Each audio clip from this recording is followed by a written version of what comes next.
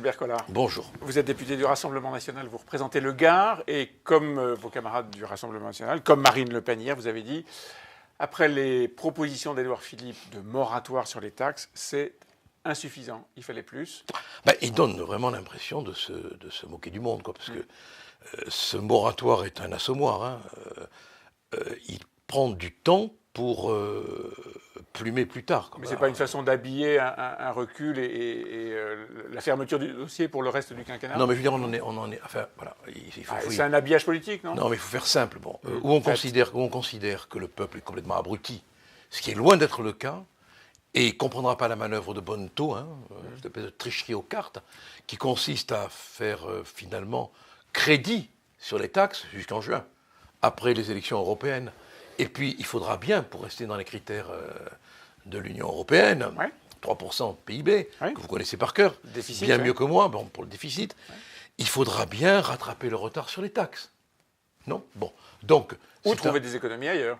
L'un et l'autre pour l'instant, peuvent se faire. Pour l'instant, ils ne sont pas partis pour trouver des économies. Mais c'est vrai que ça serait une option. Bon. Donc, c'est vraiment dire c'est prendre des gens pour des, si vous me permettez, allez-y, pour des cons, quoi, voilà. Et voilà. Je vous dis, bon, parce qu'on leur dit, écoutez, jusqu'aux élections européennes, il n'y a pas de taxes, et puis après, on remet les taxes. C'est prendre les gens pour des cons. Vous dites dissolution.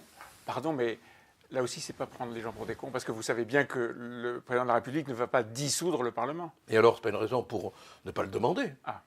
Mais pourquoi? Toujours plus? Mais c'est pas toujours plus, c'est qu'on a quand même le droit.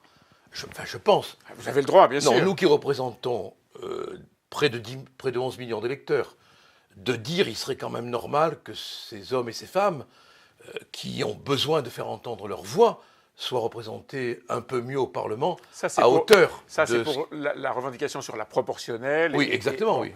Mais dissoudre l'Assemblée, c'est une crise institutionnelle extrêmement grave. Est-ce que vous pensez qu'on en est là?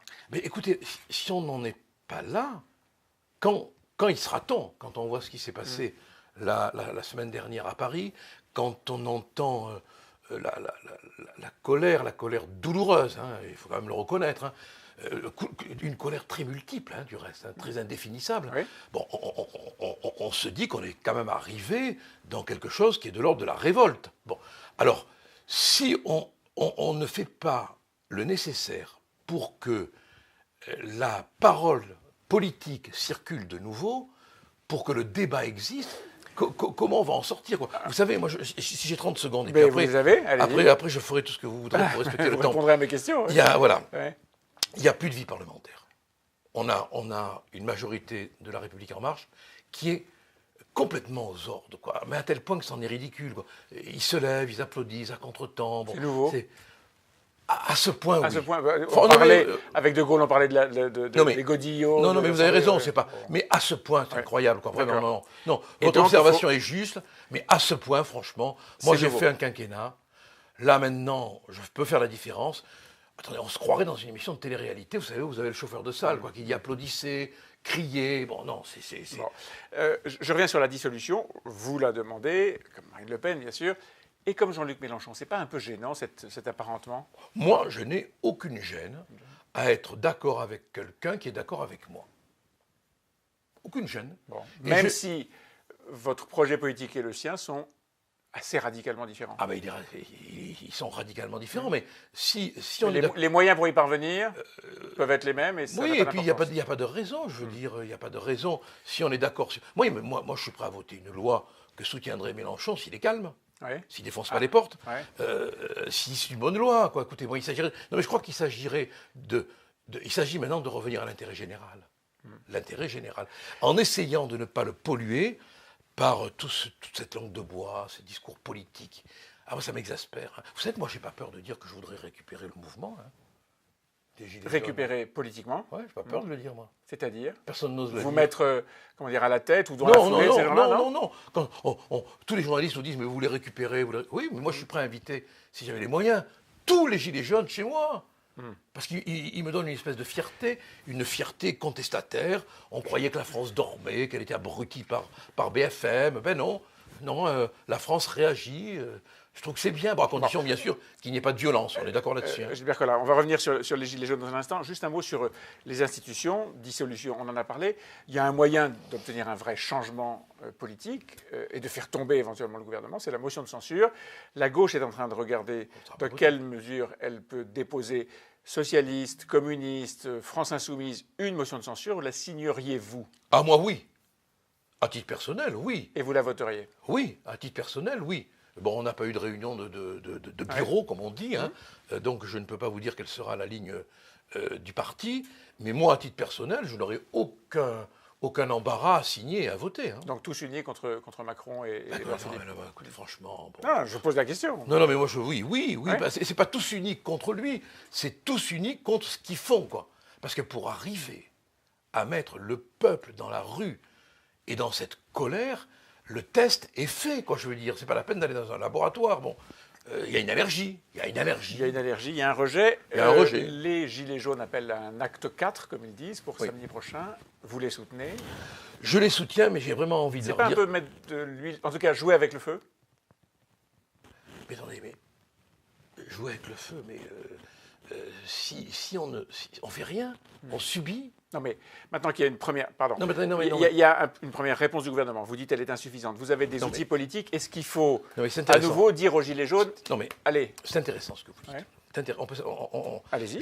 Bon, alors, si on dit aux Gilets jaunes, ne renoncez pas, on joue avec le feu. Non, on peut leur dire, ne venez pas manifester à Paris, c'est dangereux. Et là, on joue avec le feu. Attendez, laissez-moi terminer. On va se rejoindre. Moi, l'autre fois, on m'a interviewé hier, je crois, et j'ai dit textuellement, j'ai peur. J'ai vu que vous l'aviez dit. J'ai peur et j'ai envie de dire aux Gilets jaunes, ne manifestez pas. Je pense que vous avez dit, j'ai la trouille. J'ai la trouille, voilà. Bon. En même temps, si vous voulez, je me dis, j'ai pas la trouille de la police, moi.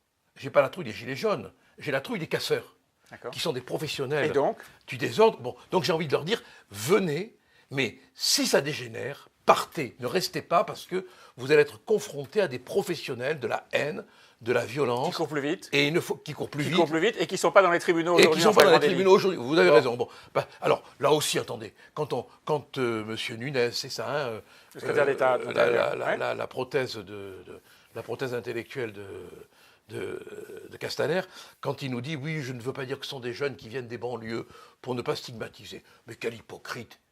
Ils viennent de Disneyland ? Non, enfin, quand même, on sait très bien d'où ils viennent. Alors là aussi, il faudrait avoir le courage de le dire, vous comprenez. Bon, mais non, on ne veut pas stigmatiser.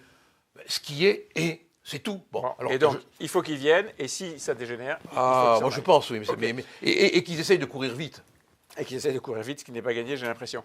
Juste un dernier mot. Les partenaires sociaux, en général, le patronat, mais aussi les syndicats, ont plutôt bien accueilli la proposition, que vous demandez d'ailleurs, vous aussi, d'états généraux sur la fiscalité, la dépense publique et le déficit.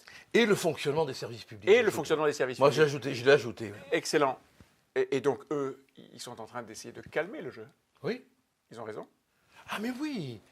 Sauf qu'entre nous, ils ont encore une guerre de retard. Hein. Bon, ils n'ont rien vu venir comme d'habitude, parce que les syndicats ne représentent plus rien. Bon, c'est une espèce d'affaire personnelle, d'entreprise, quoi, de petite carrière, où on se gave au passage. Bon, on le sait maintenant, on l'a vu. Bon, les syndicats sont immondes, hein, parce que ce sont vraiment des traîtres à la cause populaire. Parce qu'ils n'ont pas vu venir le mouvement ? Mais parce qu'ils n'ont pas vu venir, parce qu'ils passent leur temps à négocier pour des places, des avancements de carrière, etc. Bon, là aussi, hein, bon, attendez. Bon, donc le ralliement n'a pas d'intérêt. En tout cas, vous participerez au grand débat sur la fiscalité, le service public, la dette, etc. Vous apporterez des idées dans les 2 mois et demi qui sont ouverts. Et moi, je souhaite que participe, je ne sais pas si c'est possible techniquement, mais un représentant de la Cour des comptes. Parce que vraiment... C'est sûrement possible. Vraiment, si on était capable d'écouter la Cour des comptes, ça irait beaucoup mieux dans ce pays. Alors le message est passé. Merci Gilbert Collard. Merci à vous.